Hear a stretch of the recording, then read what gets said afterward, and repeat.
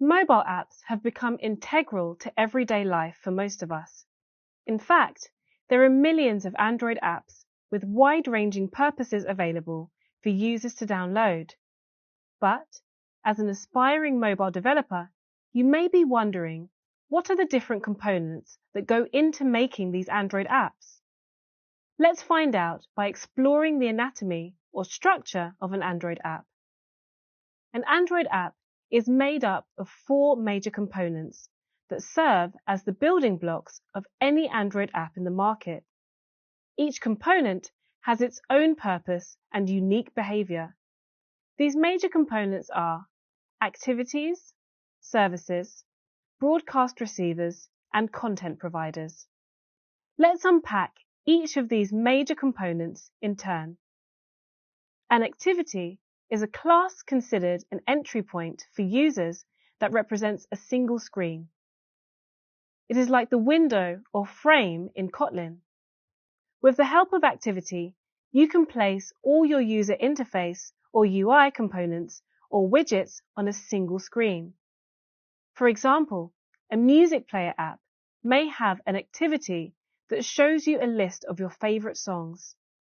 Another activity that allows you to play a specific song, and another which shows you a list of trending songs. Each activity is independent of the others. Then, there's the services component, which runs in the background, serving as the invisible background worker of any Android application. Its function is to constantly update the data sources and activities with the latest changes.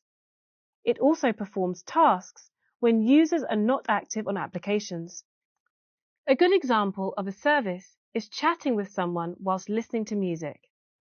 Another component is the broadcast receivers component. Its purpose is to respond to messages from other applications or systems in real time. To illustrate, imagine you are enjoying your favorite song on your music app when you get a notification that you're running low on battery power.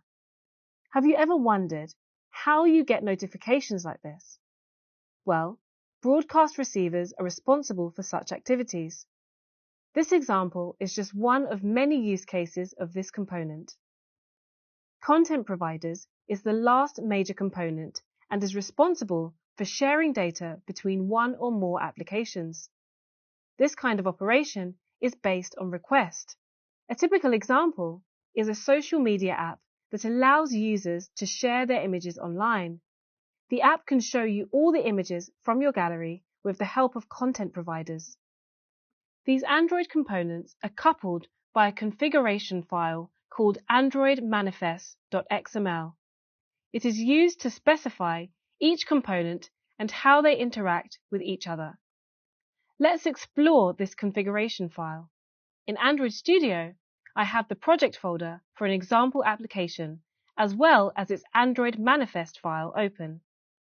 This is a configuration file that is required by all Android apps and defines the major components of the app.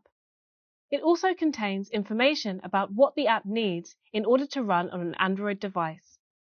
One of the major components, activity, is defined in this file already.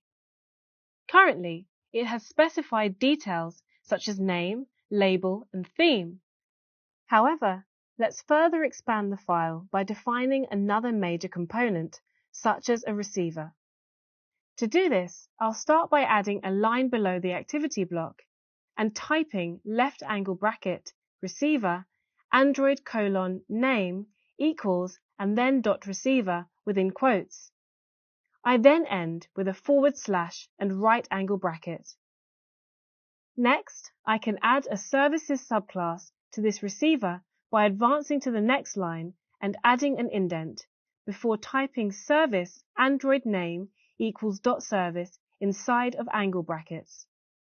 Finally, let's add a content provider for this receiver. On the next line, I type left angle bracket provider and then follow with lines for Android:authorities and Android:name. I won't define the receiver component in detail in this example, but this should give you an idea of what type of information is typically expressed in the Android manifest file. For now, I'll delete the additions I've made, but later you'll explore how to use the Android manifest file in depth for configuring your application with all major components. You now know more about the major components that make up Android apps. Well done! You're making great progress towards creating your very own project in Android Studio.